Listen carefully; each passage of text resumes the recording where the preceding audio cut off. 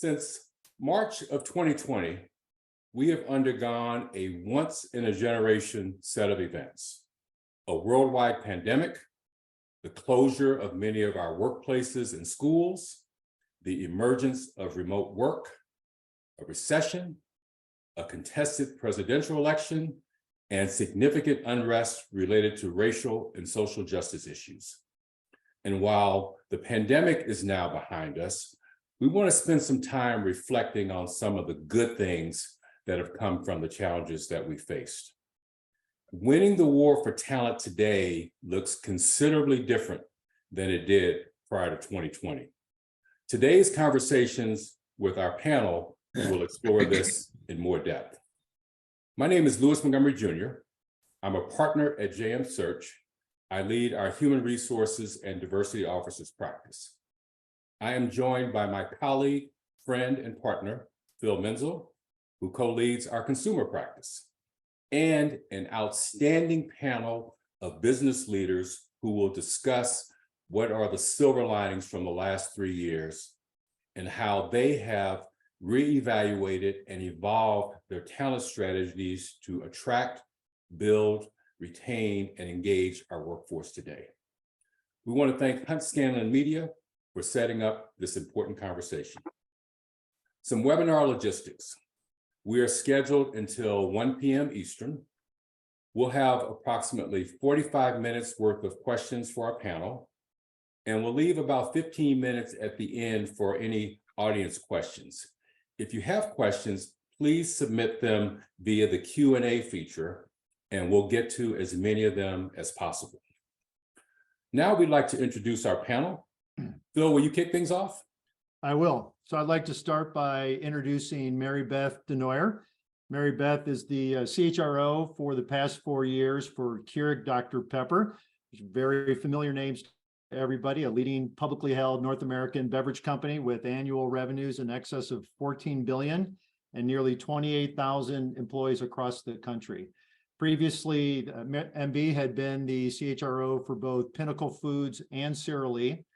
Her foundational HR experience came from Academy companies, Pepsi Bottling Group, and General Mills. MB also has her master's in labor and industrial relations from the Lewis Montgomery University, better known as Cornell. The other guest I'd like to introduce is Daryl Gormley, who for the past 3.5 years, so starting in March of 2000, so do the math of that one, has led transformational growth as CEO for New Jersey-based Aquamar. Aquamar is owned by private equity firm Huron Capital. They are a manufacturer of high-quality surimi products for both the food service and retail markets. Previously, Daryl had been the CEO for Wismatic Foods in Los Angeles, and his base Academy leadership experience came from food and beverage companies Sara Lee, Kraft, and PepsiCo as well. Daryl also has his MBA from Northwestern here in Chicago. Louis? Great. I'll introduce our other two guests. First is Jacinta Carter. Jacinta is the Executive Vice President of Human Resources, People, and Culture for Swisher International, a 160-year-old international firm with over $2 billion in revenue. And they produce iconic brands for adult consumers, such as Swisher Sweet Cigars. Jacinta is a values-driven, results-focused human resources leader who delivers solutions that help companies realize the full potential of one of their most important assets, their people. She has served in HR leadership roles with Atrium Hospitality, Graphic Packaging, Tyson Foods, and ConAgra Foods. She is a graduate of the University of Kansas with a Bachelor of Science degree in Business Administration and a Bachelor of Arts in Spanish. Welcome, Jacinta. And our final panelist is Kathy Gardner, who has served since June of 22 as the head of people operations for Palladium Equity Partners, a private equity firm with a special focus on founder and family-led businesses. Kathy is an accomplished human capital change agent who drives value creation to establish successful operational, leadership, and organizational structures. Palladium, by the way, has invested over $3 billion of capital in 38 platform investments and 163 add-on acquisitions in consumer, services, industrials, and healthcare. Previously, Kathy ran North American operations for Bridgepoint, a leading private asset growth investor specializing in private equity and private debt with over 37 billion euros in assets under management. Her prior background includes HR and operations roles in executive search, creative agencies, financial services, and real estate. Kathy is a graduate of Goldley Beacom College in Wilmington, Delaware, with a Bachelor of Science degree in Business Administration, Management, and Computer Science. Welcome, Kathy. Phil, will you start us off? I will. So what we'd like to do with our panel, as you can see, represents a large swath of the universe, both publicly held, private, and private equity. And so we want to start with thinking about or sharing with us positives that you feel have come out of the challenges that we've all faced over the past 3 years, and would like for you to kind of think about it both in terms of your experience with your company and what that looks like from the segment that you represent, public, private, or private equity. So MB, let's start with you. Thanks, Phil, and thanks for the opportunity to join this esteemed panel today. I loved the headline of this webinar of silver linings, right? And for me, there were a couple things that really stand out as silver linings. I think for me, the first was hybrid work, right? As an HR leader, we had been talking about doing hybrid work for years, and our employees were asking for it, but our leaders were often stuck with the, no, this is how it works for us. And I think we were reluctant to try different models. And then all of a sudden, as COVID hit, we had to take on different models. And I think for me, one silver lining is that's become the norm, right? Hybrid work, I think, is here to stay. So that's one. My second highlight would be our willingness and our ability for all of us to share our whole self at work. I think when we went home and had to do a lot of this kind of work right through the screens, and several of us talked in the pre-call about, kids showed up in the background and family members were there, and people were more willing to talk about, hey, I need to go do this, with my kids, with my spouse, with my parents. I need to go take care of my own self. And those were things that weren't commonplace topics, I think, before COVID. I think they came in through COVID, and I think now they're here to stay as well, right? That people are more willing to share their elements of their personal life and their relationships and the things that matter to them outside of work. So that's a second highlight. And then the third highlight for me is this sharing across companies. And so I think prior to COVID, many topics, certainly in the HR space, it felt like, well, this was my secret sauce. I'm not going to share how we do learning and development, or I'm not going to share, our secrets to talent acquisition because somebody else might replicate it. And I think when we got into COVID, there was so much unknown that all of a sudden there was this willingness to say, well, here's what I'm trying, here's what's working, here's what's not working, but I would take any ideas from anybody else, and I would share anything I was doing. It didn't feel proprietary anymore. And I loved that openness kind of came about in different forums and different ways of sharing, which we're continuing still here today. So those were some highlights from my perspective. Thanks, MB. Jacinta, what would you consider to be the positives that have come from your perspective and your experience base over the last 3 years or so?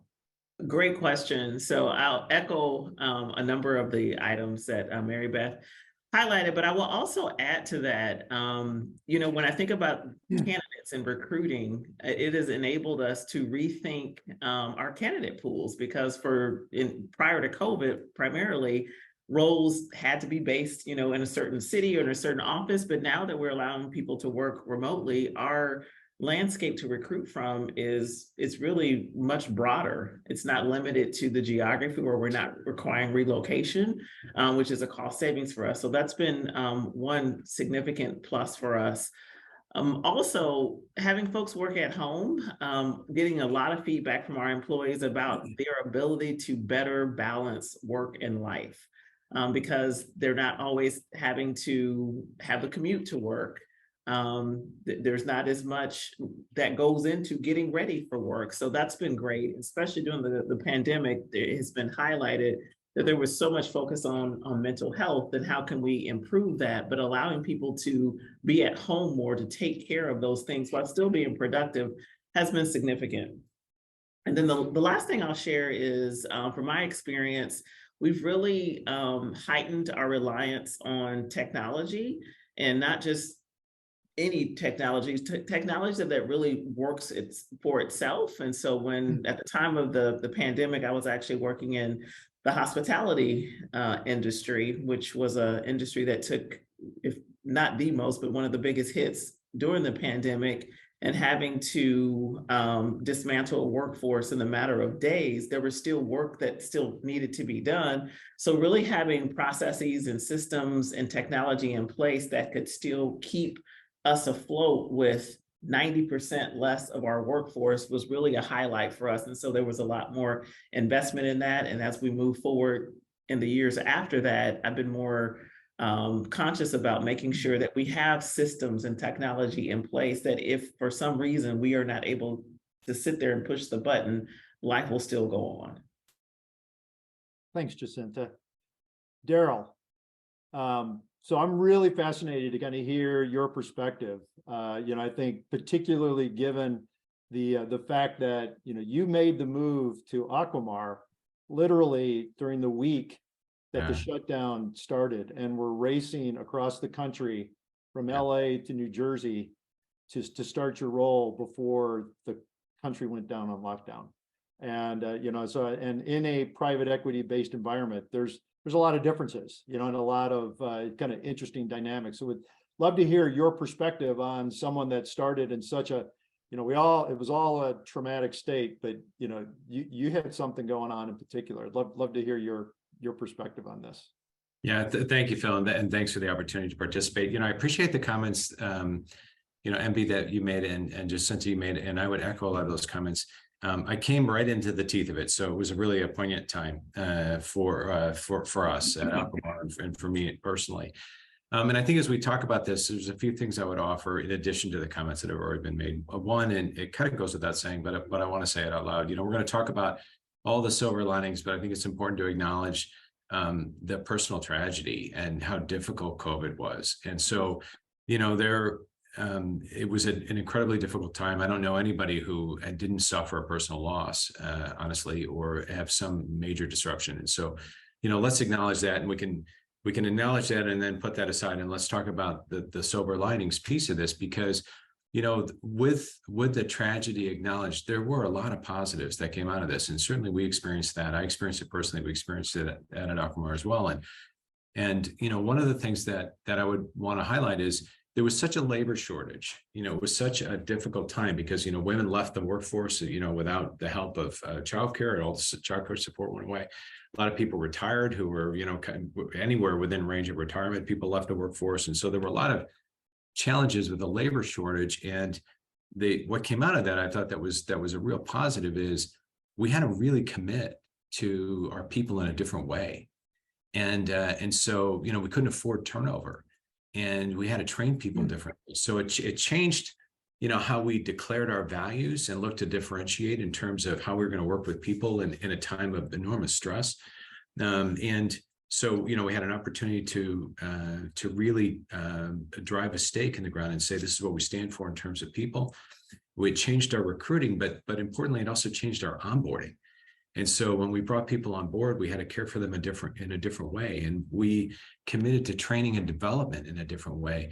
And, it's been a really good outcome for the business, but it really was born of necessity because there was such a labor shortage. And, I know we're going to talk more about DEI, I'm sure, in this conversation, but DEI was another really interesting area because it's always true that, if we want to have the best performance as a business, we don't want to forego any talent. You always want to be open to bring and take advantage of any talent that you can.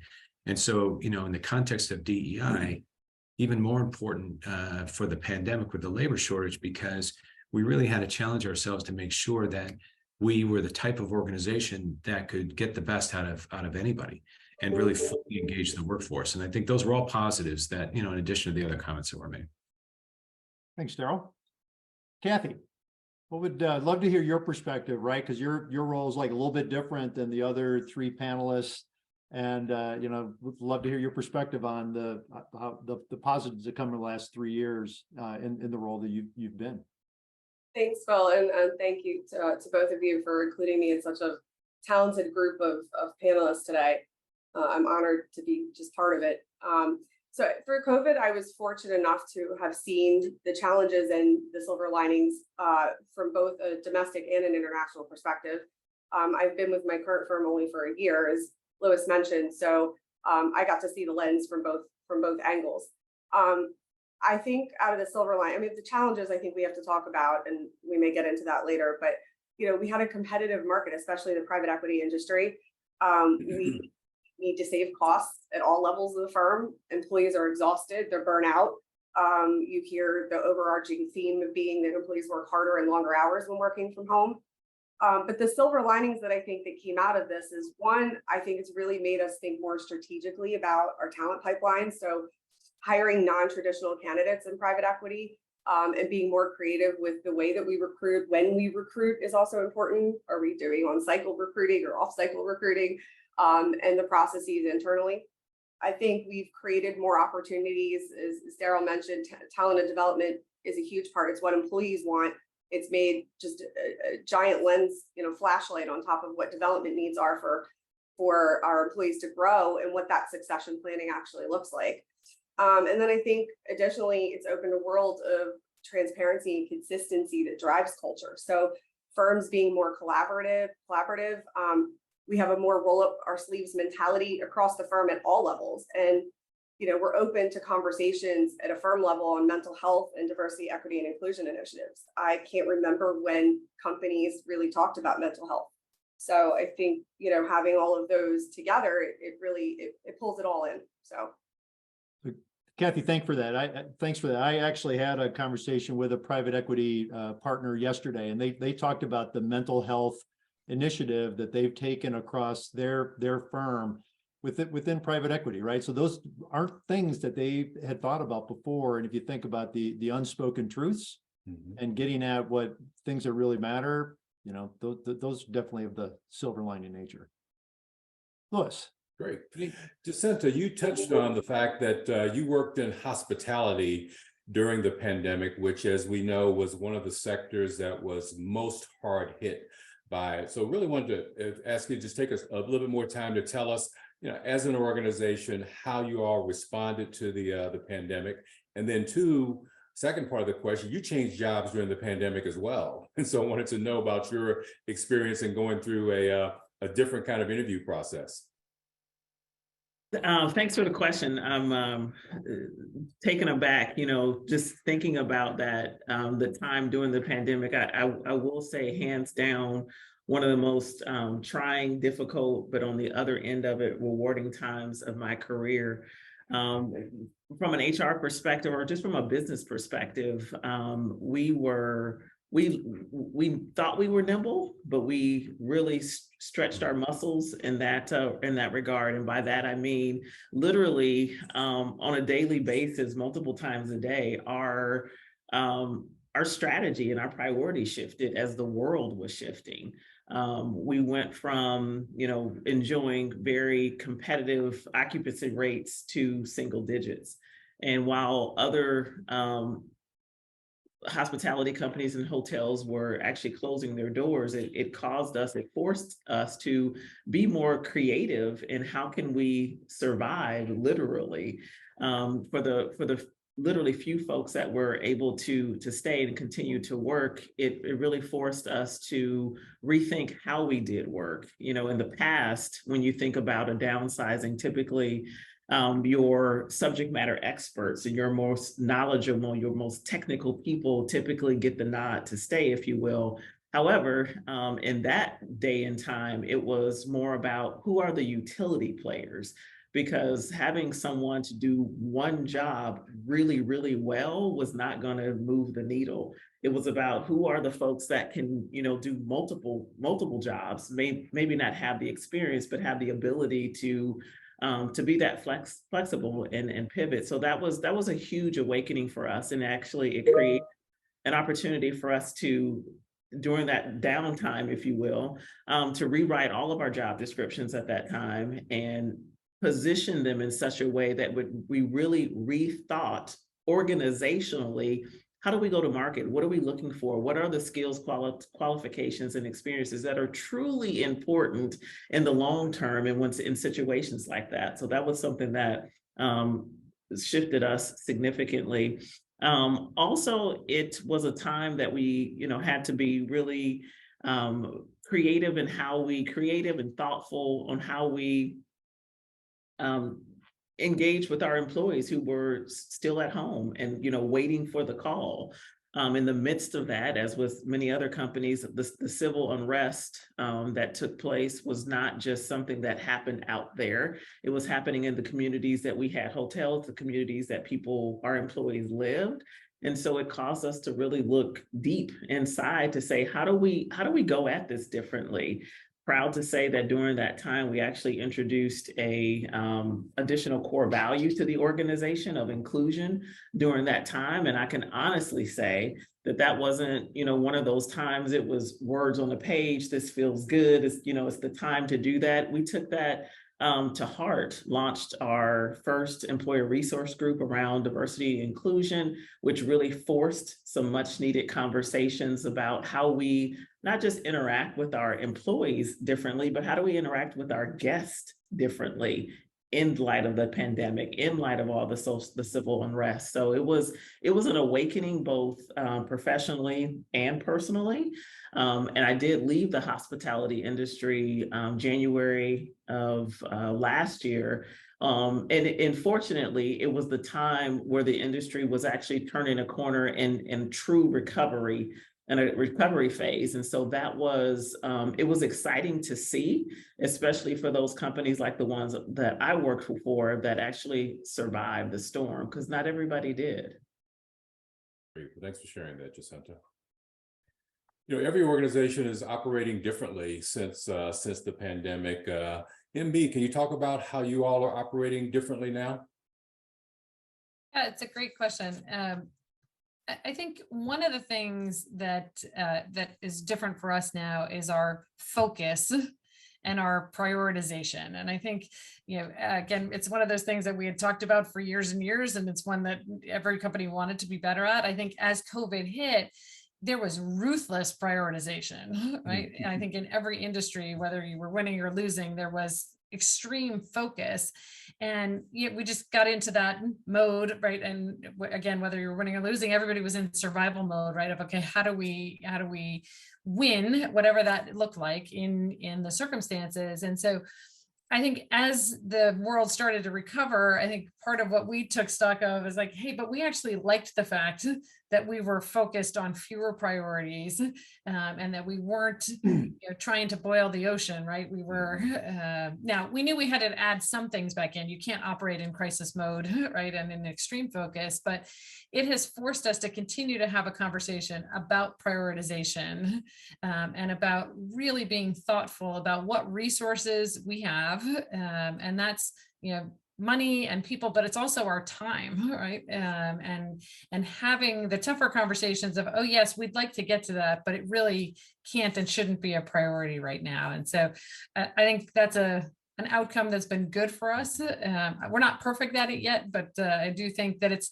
more top of mind for us now about the choices that you have to make and to keep that focus and to keep the energy going in the organization. As Kathy mentioned, right, to stay away from burnout and the other things that happen as you take on too much with too few people.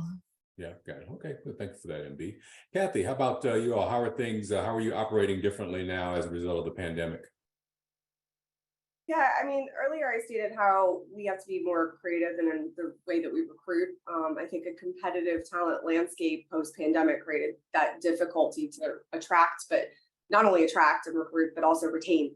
So as a result, firms have realized the investment that they have to make in their human capital teams. It's imperative to the success to support those human capital teams.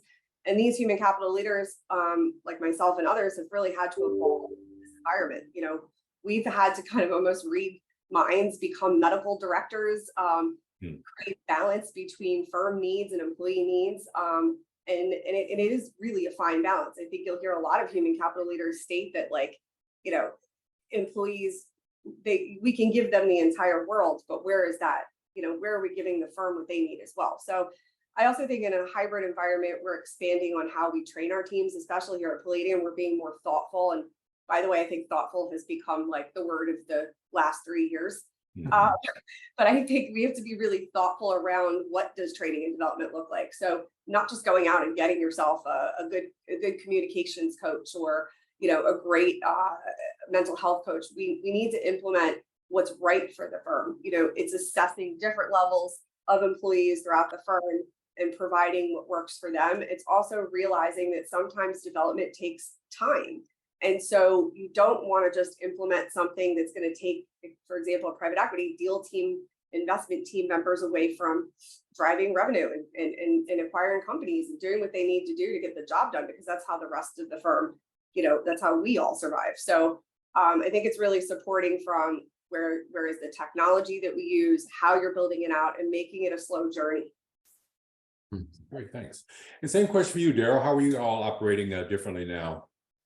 Yeah, I mean, a lot of the things that have been shared, I think, is consistent with some of the changes we've made. A couple of others that I would call out is that, you know, we talked about remote work and working remotely differently. Now we manufacture, so, you know, a lot of people are on site every day anyway, just by virtue of the work, but not all the management team. When you think about the different functional teams, not everybody needs to be on site all the time. And we changed the way we work in a couple of ways. One is we meet more frequently. And so during you know, in the throes of like March, when we were trying to get safe and get liquid, and, you know, like all, you know, when it was first starting, there was so much uncertainty. We met 7 days a week, every day. You know, we had a meeting just to be able to react to everything that was unfolding.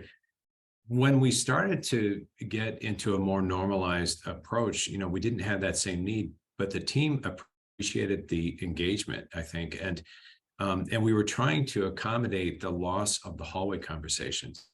And so, you know, with people working remotely, we gave up a lot in terms of creativity and different kind of less structured engagement. You know, we have a lot of our breakthroughs on like Friday, you know, afternoons, you know, and you can't plan for that or orchestrate that. And so we ended up structuring the communications for the team with more frequent, smaller groups. So you could get really good engagement, and the you know, we all pride ourselves on conducting an efficient meeting, and we actually had to get uncomfortable with some less structured time, like time that wasn't like fully programmed. So we let some of that communication happen.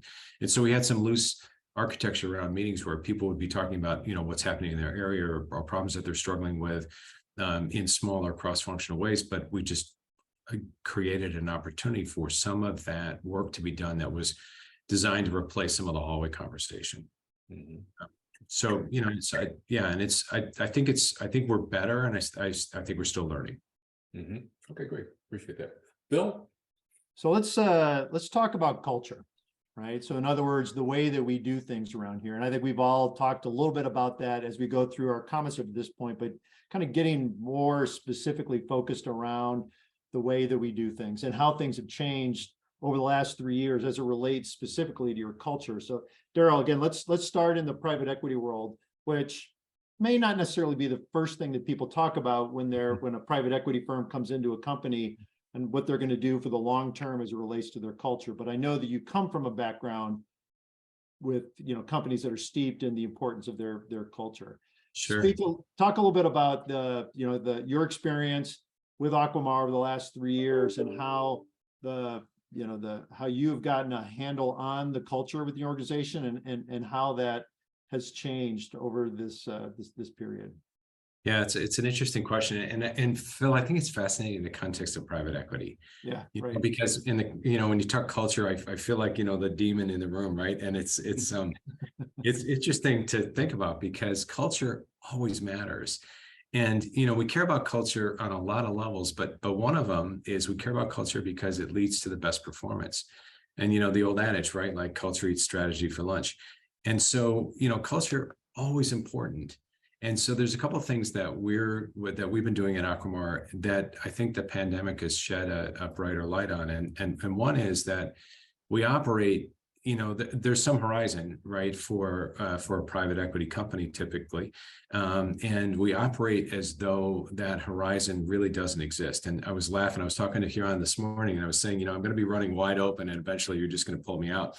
But I'm running wide open. And so, that day will come and, God bless. And, but in the meantime, we're wide open and the business will go through some transition, but the business continues. So it's just another chapter. And so we look at it with that mindset. And so one of the things we did during the pandemic was we always had, a keen view of what the deliverables were in terms of performance. We had a pretty good sense for how we were going to do it from a strategy perspective. So the what and the how kind of locked. What we added was the why. And, this goes back to my comment earlier about driving a stake in the ground around values, because we know that, there's even just internally, we could talk also about connecting with consumers, the importance of having a why in the context of a, CPG company and consumers, but even just for the engagement of the talent in-house, your own team. There's people who are really motivated by, being masters of their craft. And there's people who are really motivated by the team engagement, all good. But there's also a whole group of people that are really motivated by the connection to purpose, and they're looking for something beyond the P&L. And so we introduced that in the organization during the pandemic. And, it's an interesting time because you could say we don't have time for that. We should put that on the back burner. But actually, it's really important because people were struggling. And we gave people an opportunity to connect with the greater purpose of what they're doing, and I think it was meaningful. I think it continues to be meaningful. Awesome, Jacinta. So you're at a 160-year-old company, right? Which I would imagine has a lot of long-standing cultural attributes that go back a long ways. Interested in your perspective on what's stayed the same, what's remained true during this turbulent time. And I think you mentioned there are some things that you guys have added, culturally to the organization during this period. Thanks for the question. So the one thing that stays top of the list at all times for all leaders is the focus on our people. However, I think we are more mindful of making sure that there's a stronger evaluation on how decisions impact employees, because that they are the heart and soul of what we do. And from a cultural and from a business perspective, it just really forced us to look at how we do business differently. So coming from the hospitality industry, which was a completely different experience than what my current employer, Swisher, realized. For instance, in 2020 and 2021, we had a significant increase in sales. That wasn't because we marketed more or, we were more creative. It was primarily because there were more people working from home and consuming more products more often. And so when you look at the trajectory of our growth from a sales and revenue perspective in 2020 and 2021, and most of our sales force for a significant part of the time weren't even working, it caused us to say, wow, what if we put together more focus and momentum around how we plan, more impactful marketing and stronger execution, how do we continue to replicate that? Because no one's praying for a pandemic to happen again for that to be the case.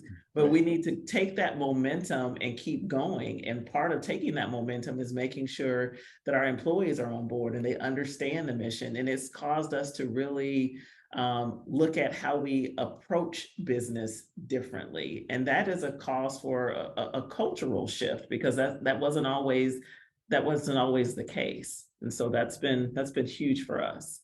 Thank you. MB, you've led HR for the last number of years in a company that, never mind all the stuff we talked about, has gone through its own change, right? And in a very visible environment. How has culture played a role in all of that?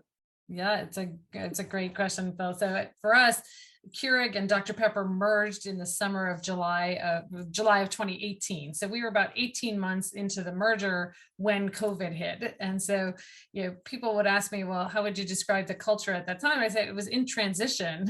And oh, by the way, right, then we had this, this big disruptor. Yeah. I think for us, what became really evident though, is we were a company, like Daryl said, we're manufacturing distribution, right? So we're very frontline focused. And I think we had always talked about the importance of the frontline, but boy, when COVID hit, it became front and center for us, right? We were deemed an essential business to keep the grocery stores full of product. As Jacinta said, everybody was shifting to having stuff at home. We needed to keep our plants running. We needed to keep our truck drivers on the move. We needed to keep our merchandisers in store. And that became the focus of the executive team, right? Was how do we keep our employees safe and healthy? And how do we keep the operations running? And so I think we all acknowledged maybe a couple months in of, hey, we've always said the front line was important, but we didn't really act like the front line was important. And so we really saw a shift in how we were thinking about the rewards, the recognition, the acknowledgement of the day in, day out work that our frontline does. And so that focus, that frontline focus has really carried through even now post-COVID, right? We find ourselves really not just paying lip service to it, but really acknowledging the importance and the great work that our frontline does every day. Thank you. Louis, with an eye to the time, let's shift over to some of the questions you had related to DEI.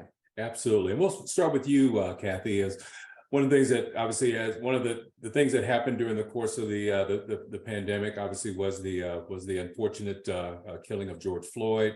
And there was a significant revitalization of both the racial and social justice movement. So we'd like to hear from each of the panelists, but starting with you, Kathy, is what kinds of things did you experience at Palladium and your prior organization as a result of the reemergence and the revitalization of the racial and social justice movements? I think the first way to answer this is to say that if companies are not thinking about DEI as part of their culture planning, they're not going to be successful. They're going to end up in a really bad position. At Palladium, I've only been here for a year, like I said, but even before Palladium, DEI is such a big part of my everyday. I'm LGBTQ, and I've been in all kinds of industries. And I have to say, growing up in environments like investment banking and private equity, you don't see me. And I think now even more than ever, awareness is more important. But at Palladium, we say that DEI is part of our DNA since the very beginning.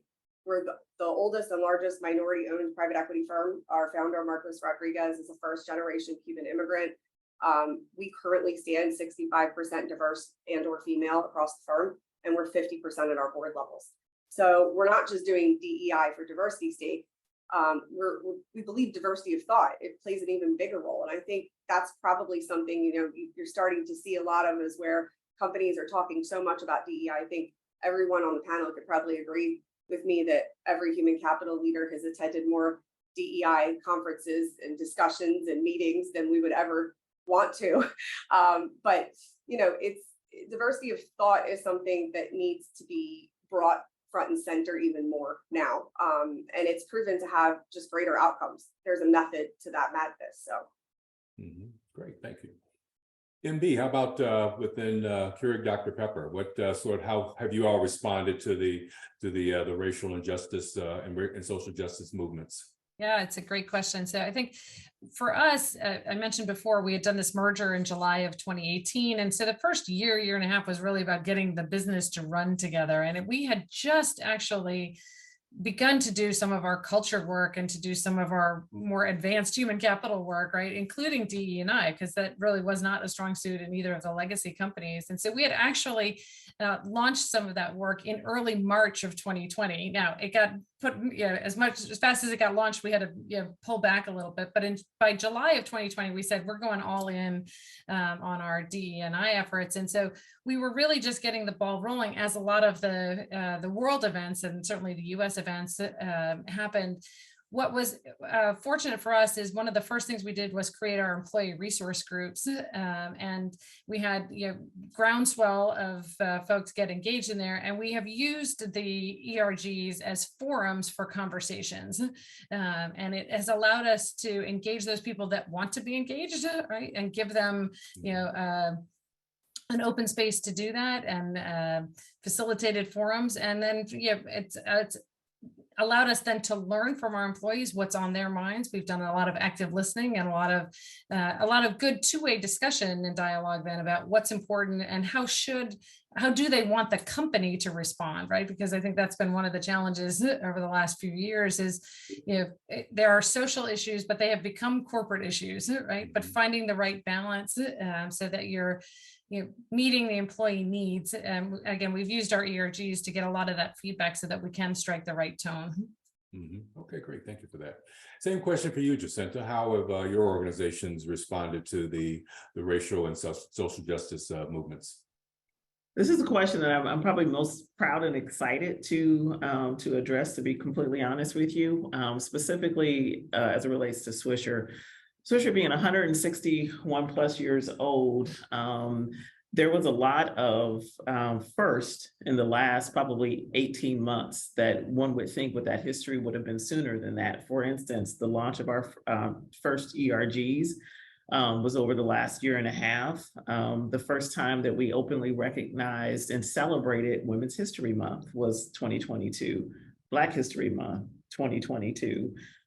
We set out when in the midst of COVID, the organization had some strategies around what DE&I would look like. And we are now taking those thoughts and ideas from paper and putting them into reality. For instance, we wanted to have a partnership with some local HBCUs. I'm proud to sit here today to say that our internship program that just started yesterday or Monday for 2023, we have 2 students from local HBCUs. And so it's real, and that's how it starts. And like other panelists, just really having some very open and honest conversations about who we are, what we believe, and how we are embracing one another. And I knew we had crossed a significant threshold when an employee actually said, after some discussions we had last year during Pride Month, now that I see how Swishers feels about people who are different, I can, for the first time, I can bring my whole self to work. Awesome. That's powerful. Yeah. That's fantastic. Same question for you, Daryl. We wanted, this is a topic that I know you were anxious to speak on. I'd love to hear how your organization has been responsive to DE&I. Yeah, thank you. Thank you for that. And Jacinta, like, that's quite a statement. Like, that's pretty great to hear someone say that, because, ultimately that's what we want, right? We want an environment where people can fully engage, and that's the environment that'll also welcome everybody. And it was interesting. So when George Floyd was murdered, such a terrible tragedy, I'm in the organization, and I was confronted by a person who said, what's your position on this? And it wasn't a personal ask, it was an ask in my role. And I thought, okay, like, this is our issue, like, it was a very great reminder of, like, we're all in this. And so I thought that was really cool, and I really appreciate that person's perspective. For us, on paper, we have looked really great with DI because we're uniquely diverse. And I say that on paper because, in the traditional sense, traditional measures, we're killing it. The challenge for us is,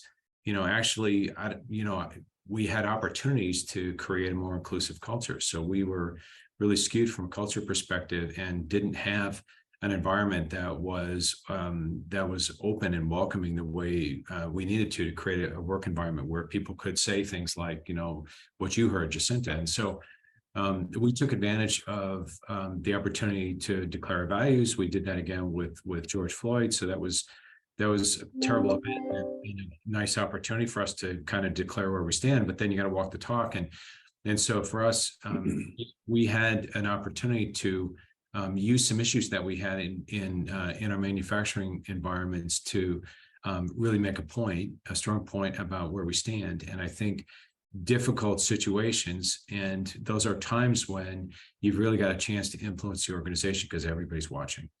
And so, we made some tough choices. But what came out of that, I think, was a really clear declaration of what was important to us and where we stand. I think, that helped to create an environment where people would start to open that up and start to go down the path, to get to a place where we have a really inclusive environment, inclusive workplace. Good, great. Thanks for that, Daryl. Bill, you want to ask last set of questions for the panelists before we open it up to the audience? So, we'd like for you guys to just kind of summarize things. If you kind of think about the last 3 years, we've all had a ton of learnings, and, you're always taking that and thinking about like what's coming in front of you. And would love to give you the opportunity to share any advice that you have based on, kind of where you've been and where you think you're going. What advice you may have for the audience that we have today. So let me, I'll start where I began with MB, and then go around the screen for me. So I think for me, the overwhelming piece is to acknowledge that we're going to encounter problems that we don't have the answers to. And I think particularly as executives, that's not how we felt before COVID, right? 20, 25, 30 years in your company and your roles and your jobs, you were expected to have the answers. And all of a sudden we got to things that nobody had the answers to.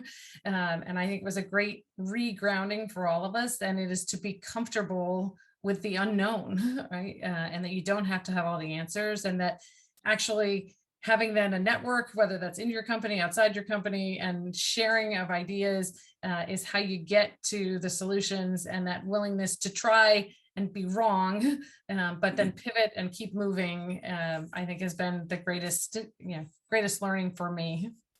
Thank you. Kathy, what's your advice for the group?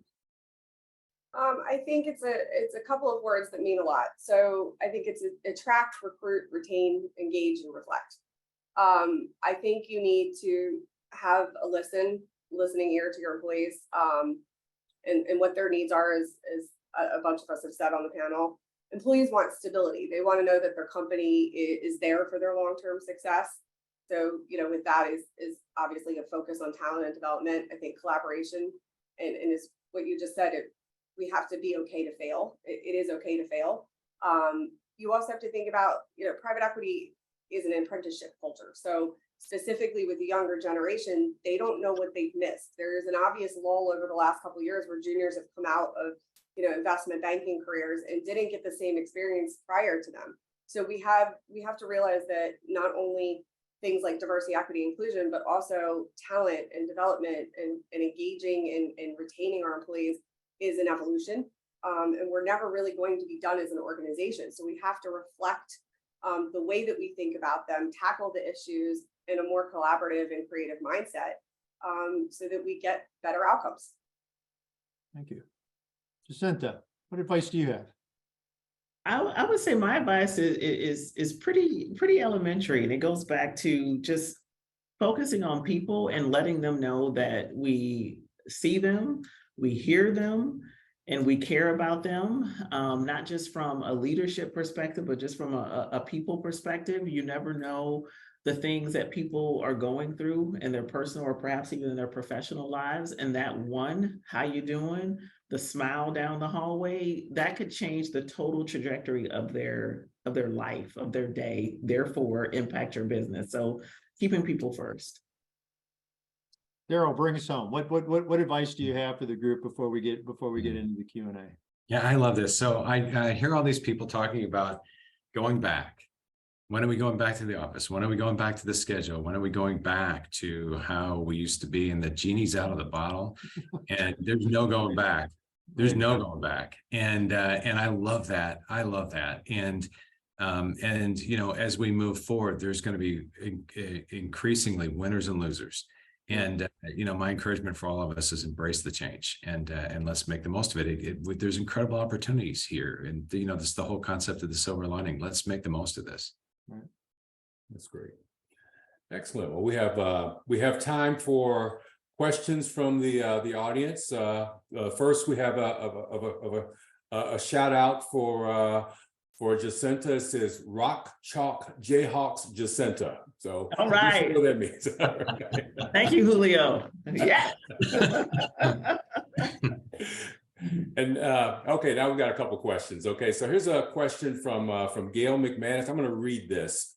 I wonder how much the panel thinks that the staunch defense of culture might stand in the way of true diversity and inclusion, particularly the dangers of saying, this is how we've done things around here. Isn't that exclusive and not inclusive? Any reactions? Why don't we start with you, Jacinta? You're in an organization, again, it's been around for over 161 years. I imagine you've probably heard once or twice in the time you've been there, that's not how we do things here. So how do you balance the obviously the respect of tradition and ways of doing things versus standing in the way of progress? Well said. And I do agree that well, from my perspective, the look at diversity and inclusion and say how it impacts your culture, they're two different things. And if the way that we've done things here before are not inclusive in nature, it's time to change. Well said. Well said. Any other reactions from the panel? Any other? I think I can chime in here. I think, I joined a firm that's a 26-year-old firm, and I think the average executive here has been here on average around 16 years. So I'm the new gal still, even a year later, and will probably continue to be for a while. I think that, Jacinta couldn't have said it better. We have to have this kind of way of diversity of thought and being able to understand that the way that people interpret things is not necessarily the same way the other person does. And if we aren't open for change, we're not going anywhere.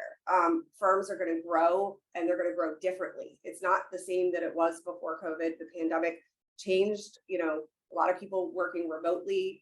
I know we're in a hybrid environment. We're in 3 days a week now. We hotel now, we hot desk, whatever you want to call it. So we just have to be inclusive in the thought of how we collaborate together. I think we need to be inclusive in understanding the way that each person interprets things. And we have to roll up our sleeves mentality. Everybody is fighting for the same thing. We're all on one team working for the same goal. Great, thank you. Thank you. There was a question for you from Maggie Caputo. How best can firms expand their diversity hiring efforts while respecting individual differences, i.e. getting information from candidates around racial identity, sexual orientation, whether they're first gen, et cetera. And then follow-up part of that is, how do you best onboard folks when they don't see folks who are like them within their organization? Yeah, that's for me, Louis. Yes, Daryl. Yeah, thank you. So, a lot of the questions that were voiced in there that, that we could talk about with a candidate, we won't talk about with a candidate. Like those, we're not discussing those things, honestly.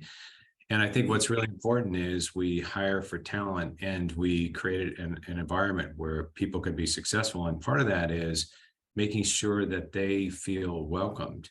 And, for us, from an onboarding perspective, when someone comes on board, we made a lot of changes here. And we did it in the context of ensuring that we were an organization that was open to bringing different people on board, from like a DEI and access to the workforce, potential workforce. And also we did it to make sure that when we brought somebody on board, that we didn't turn someone because of a bad onboarding experience. In the context of a labor shortage, really can't afford to have someone not retained. And so what that meant was that we greeted the person when they came. We ensured that they got the proper training and orientation, which was much more significant than what we assumed it needed to be in the past.